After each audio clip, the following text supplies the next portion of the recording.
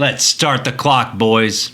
First up is server. There are no PvP and or non-PvP servers anymore. PvP, also known as War Mode, can be toggled off and on in any major city, and having it on will increase all quest rewards and experience by 10%, and also enable certain War Mode only world quests. Also, because Warbands are a thing now and all the servers are really connected anyway, what server you pick really doesn't matter.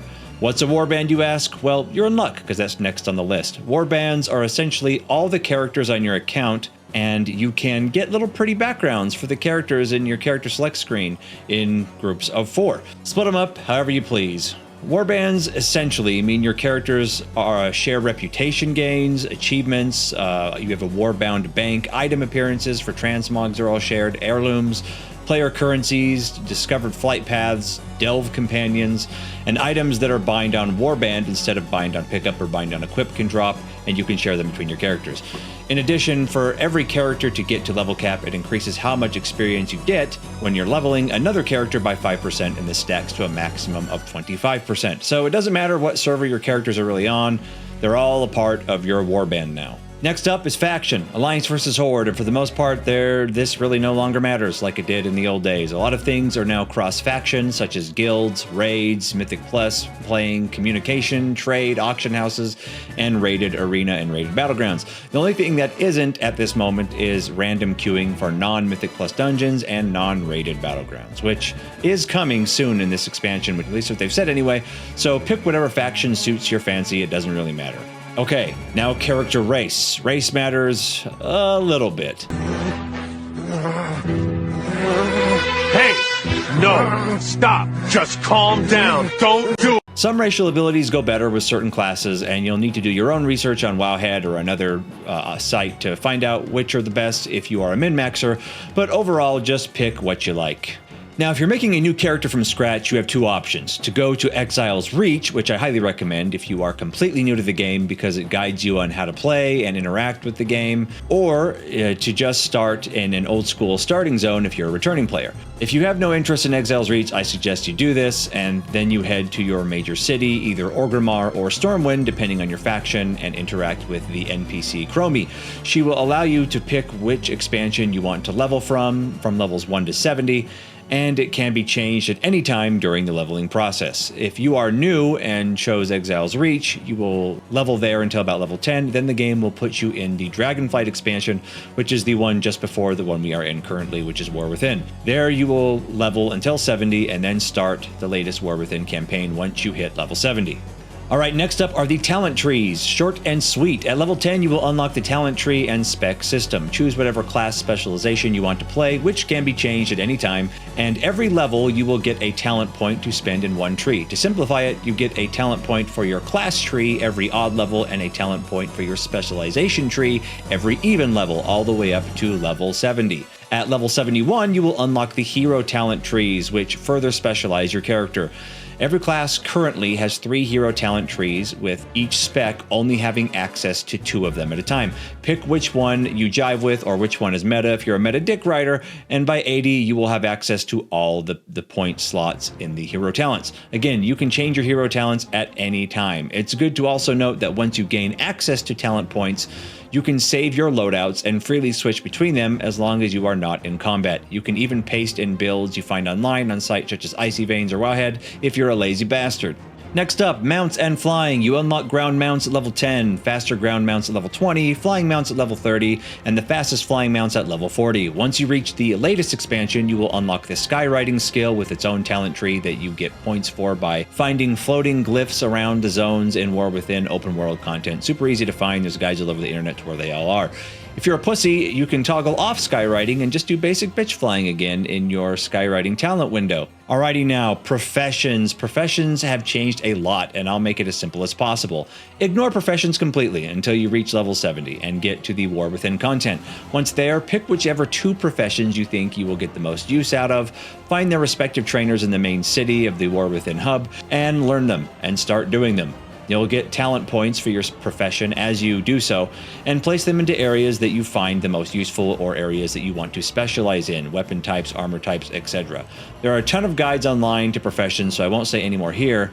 What you choose is dependent on what class you will be playing and how much gold you want to potentially make.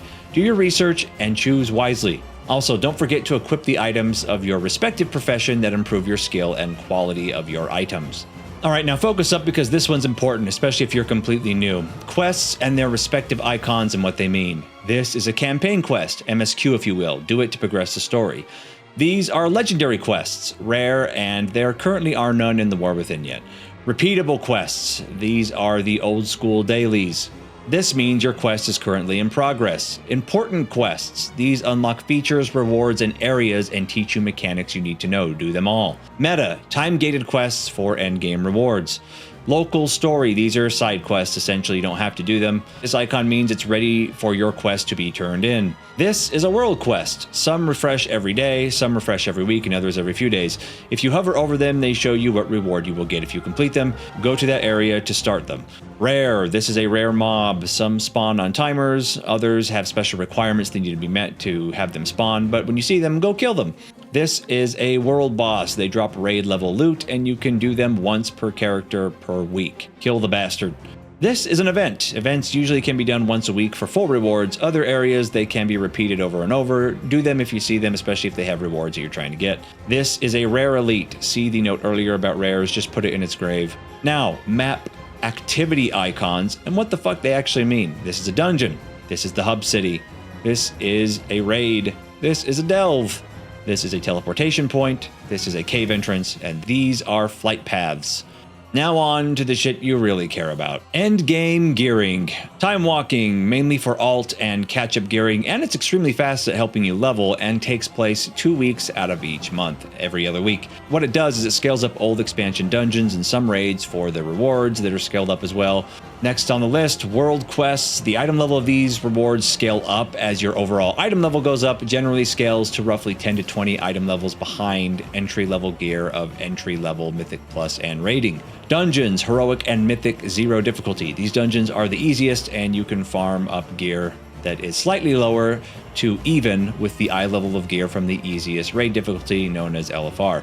Mythic Plus dungeons. Mythic Plus is an entire system on its own. It scales mechanics and adds difficulty with the level of the Mythic Plus key you use for the dungeon. And there are only 8 dungeons in each season that are Mythic Plus capable, and you'll know what they are when the season goes live. Puts a timer on the run and also scales all the way up to Mythic Raid difficulty item levels. So you can get really good gear here, but you also got to beat the timer and do really difficult keys.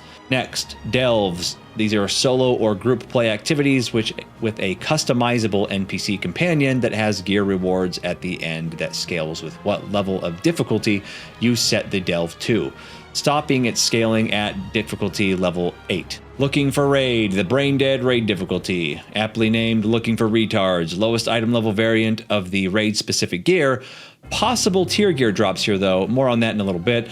The normal raid is a step up in difficulty and item level rewards from LFR. A lot more boss mechanics to deal with. Tier gear drops here at normal item level. Allows flex raiding, which means mob and boss health scales, and so do the loot quantity drops based on your group size. It flexes from a party as small as 10 to a maximum of 25. Pretty simple. Heroic Raid, once again, a step up from all the aspects of normal, both mechanics, health, and all that stuff. It's still flex mode enabled, and you can get heroic item level tier gear drops. Mythic Raid, the bleeding edge of raiding, massive difficulty spike on most bosses from heroic, and it is not flex compatible, has a static raid size of 20. Okay, time for the tier gear and tier gear catalyst section. Tier gear gives class and spec specific bonuses at the 2-piece equipped and 4-piece equipped status. Usually must-haves for anyone doing PvE content. It's usually best in slot. There's only 3 sources to get said tier gear. The raids on any difficulty, the catalyst, which is a device that converts a piece of gear from the current season into a piece of tier gear for that slot. And you only get 1 charge per character every other week. It kind of functions as tier gear bad luck protection, you know, if you're not getting drops from the raids. and the Great Vault is the final place you can get tier, but it will only have a chance to appear in the vault if you killed a certain amount of raid bosses on any difficulty. So that's next on the list, the weekly Great Vault. Every week, the game takes into account what you do in Mythic Plus, raiding, and delve/open world stuff. It takes into account the highest difficulty of aforementioned activities and how many you did at the end of the week. And then after the weekly reset, will reward you a choice of items you can choose from any of those said activities' loot pools. It's completely random what items from these loot pools show up, and you can choose only one per week, so choose wisely. Quickly now, we're almost at the end. Almost all activities in the game provide Valor Stones and different tiers of Crests. You can use said stones and Crests to increase the item level of your items to a cap specified by the type of item you are upgrading. I'll explain further. The higher type the gear is, the higher its upgrade potential. The types are as followed from the lowest potential to the highest: Explorer, Adventurer, Veteran, Champion, Hero, Myth. Also bear in mind that Valor Stones, while there is a total amount you can hold at a time, they're not capped by the week. You can get as many of them as you want, but the Crests that you need to upgrade to even higher levels are capped per week, so pay attention to that in your currency window so you aren't running stuff and then wondering why you're not still getting Crests. You're probably capped. All right, the last one that matters now. PvP is all done through participating in PvP. You get honor points from non-ranked PvP matches of all types and conquest points from ranked PvP matches of all types. You can farm as much honor as you want, but conquest has a cap that increases each week. You get the gear itself from honor and conquest vendors. PvP world quest rewards if you have war mode enabled, and crafting it with PvP crests that can only drop randomly from matches or that can also be purchased from the PvP vendors. Keep in mind, vendor gear stats are static, and the crafted gear can be customized to the stats you want it to have, if you find a high level crafter or are one yourself. So it's usually the better way to go. All right, guys, that was my super quick guide to getting back in if you're a returning player or a new player to World of Warcraft. Leave your comments down below. Thumbs up if you liked the video. Thumbs down. Tell me to kill myself if you didn't like it. I hope everyone's taking care. Keep in mind, I do stream on Twitch and YouTube simultaneously every Monday, Wednesday, Saturday at 6 p.m. Mountain Time. I will also be streaming occasionally now on Tuesdays and Thursdays now that the new raid season is open. I'm a raid leader, and I'm going to be I'm an AOTC raid leader. You won't be seeing Mythic raiding on my channel, but if you just want to chill, I won't be able to respond as much on raid nights, but I'll still be there if you want to watch me and my group suck ass. So thanks everybody for hanging out. As always, my friends, keep it real.